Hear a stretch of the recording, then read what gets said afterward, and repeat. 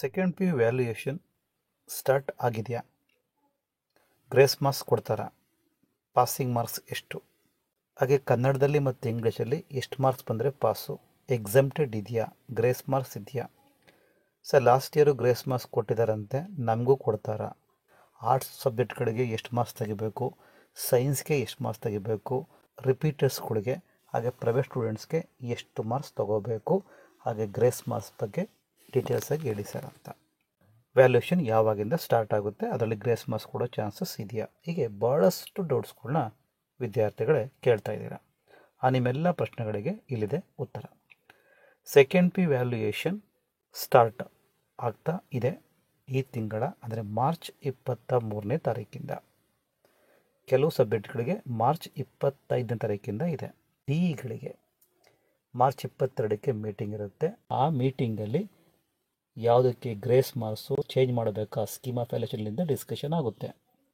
Suppose March 25ರಿಂದ ಯಾವುದು start ಆಗ್ತಾ ಇದೆಯೋ ಅಂತಹ ಸಬ್ಜೆಕ್ಟ್ನ ಡಿಗಳಿಗೆ ಮಾರ್ಚ್ 24ನೇ ತಾರೀಕು ಮೀಟಿಂಗ್ ಇರುತ್ತೆ, ಅಲ್ಲಿ ಚರ್ಚೆ ಆಗುತ್ತೆ. ಗ್ರೇಸ್ ಮಾರ್ಕ್ಸು ಸಿಗುತ್ತಾ ಅಥವಾ ಸ್ಕೀಮ್ ಆಫ್ ವ್ಯಾಲ್ಯೂಯೇಷನ್ ಏನಾದರೂ ಚೇಂಜಸ್ ಆಗಿದೆಯಾ, ಮಾಡಿಫೈಡ್ ಆಗುತ್ತೆ ಅನ್ನೋದು 23ನೇ ತಾರೀಕು ಅಥವಾ 25ನೇ ತಾರೀಕು ಕನ್ಫರ್ಮ್ ಆಗುತ್ತೆ. ಸೊ ಗ್ರೇಸ್ ಮಾರ್ಕ್ಸ್ ಸಿಗುತ್ತಾ ಅಥವಾ ವ್ಯಾಲ್ಯೂಯೇಷನ್ಸ್ ಬಗ್ಗೆ ಡೀಟೇಲ್ ಆಗಿ ಆಗ ತಿಳಿಯುತ್ತೆ. ಇನ್ನು ಪಾಸಿಂಗ್ ಮಾರ್ಕ್ಸ್, ಸೆಕೆಂಡ್ ಪಿ ವ್ಯಾಲ್ಯೂಯೇಷನ್ನಲ್ಲಿ ಕನ್ನಡ 35 ಬಂದರೆ ಪಾಸು, ಇಂಗ್ಲೀಷ್ 35 ಬಂದರೆ ಪಾಸ್, ಟೋಟಲಿ 70 ಮಾರ್ಕ್ಸ್ ಬರಲೇಬೇಕು. ಸಪೋಸ್ ಏನಾದರೂ ಕನ್ನಡದಲ್ಲಿ 30 ಮಾರ್ಕ್ಸ್ ಬಂತು, ಇಂಗ್ಲೀಷು 40 ಮಾರ್ಕ್ಸ್ ಬಂತು, ಟೋಟಲ್ ಎಷ್ಟಾಯಿತು? 70 ಆಯಿತಾ? ಆಗ ಕನ್ನಡನೂ ಸಹ ಎಕ್ಸಮ್ಟೆಡ್ ಪಾಸ್ ಅಂತ. ಇದು ಗ್ರೇಸ್ ಅಲ್ಲ, ಇದು ನೀವೇ ಬರೆದಿದ್ದೀರಾ. ಕನ್ನಡ 30 ಬಂದಿದೆ, ಬಟ್ ಇಂಗ್ಲೀಷ್ 40 ಬಂದಿದೆ, ಟೋಟಲ್ ಆ್ಯಡ್ ಮಾಡಿಕೊಂಡಾಗ 70 ಬರುತ್ತೆ. ಹಾಗಾಗಿ ಕನ್ನಡನೂ ಸಹ ಪಾಸ್ ಆಗುತ್ತೆ. ಇಟ್ ಇಸ್ ಕಾಲ್ಡ್ ಎಕ್ಸಮ್ಟೆಡ್ ಅಂತ, ಅಂದರೆ ಎಕ್ಸ್ ಅಂತ ಮಾರ್ಕ್ ಮಾಡಿರ್ತಾರೆ, ಅದು ಗ್ರೇಸ್ ಅಲ್ಲ. ಕೆಲವು ವಿದ್ಯಾರ್ಥಿಗಳು ಕೇಳ್ತಾ ಇದ್ದರು, ಸರ್ ಲಾಸ್ಟ್ ಇಯರ್ ಮಾರ್ಕ್ಸ್ ಕಾರ್ಡಲ್ಲಿ ಕೆಲವು ನಮ್ಮ ಫ್ರೆಂಡ್ಸ್ಗಳಿಗೆ ಎಕ್ಸ್ ಅಂತ ಬಂದಿದೆ, ಅದು ಗ್ರೇಸ್ ಮಾರ್ಕ್ಸ್ ಅಲ್ವಾ ಸರ್ ಅಂತ. ಅದು ಗ್ರೇಸ್ ಮಾರ್ಕ್ಸ್ ಅಲ್ಲ, ಅದು ಎಕ್ಸಮ್ಟೆಡ್ ಅಂತ. ಇದು ಲ್ಯಾಂಗ್ವೇಜ್ಗಾಯಿತು. ಇನ್ನು PCMBಗೆ ಬರೋಣ, ಅಂದರೆ ಆಪ್ಷನ್ಸಿಗೆ ಬರೋದಾದರೆ ಸೇಮ್ ಕಾಮರ್ಸ್ಗೂ ಅಷ್ಟೇ ಮತ್ತು ಆರ್ಟ್ಸ್ಗಳಿಗೂ ಅಷ್ಟೇ, ಸೈನ್ಸ್ಗಳಿಗೂ ಅಷ್ಟೇ. ನಾನೀಗ ಸೈನ್ಸ್ ವಿಂಗ್ ತೊಗೊಂಡಿದ್ದೀನಿ. Physics, chemistry, mathematics, biology 35 marks ಬರಲೇಬೇಕು. ಟೋಟಲ್ ಎಷ್ಟಾಯಿತು? 140 ಆಯಿತು. ಏನಾದರೂ ಕೆಲವು ವಿದ್ಯಾರ್ಥಿಗಳಿಗೆ ಬೈ ಚಾನ್ಸ್ ಫಿಸಿಕ್ಸ್ 30 ಬಂತು, ಕೆಮಿಸ್ಟ್ರಿ 30 ಬಂತು, ಮ್ಯಾಥಮೆಟಿಕ್ಸ್ 45 ಬಂತು, ಬಯಾಲಜಿ 35 ಬಂತು, ಟೋಟಲ್ ಆ್ಯಡ್ ಮಾಡಿ 140 ಆಯಿತು. ಆಗ ಫಿಸಿಕ್ಸು ಮತ್ತು ಕೆಮಿಸ್ಟ್ರಿ 30 ಬಂದಿದ್ದರು, they are also pass, means exempted ಅಂತ ಪಾಸ್ ಮಾಡಿಬಿಡ್ತಾರೆ.